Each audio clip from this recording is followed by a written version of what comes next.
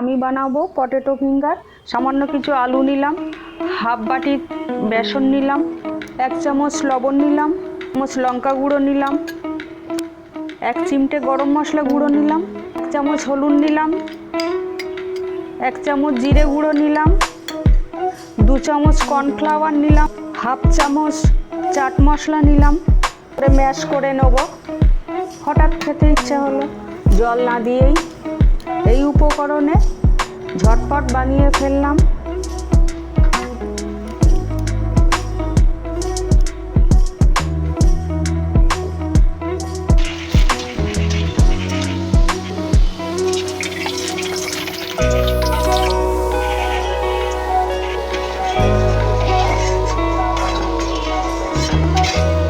বানিয়ে ফেলুন tasty potato finger.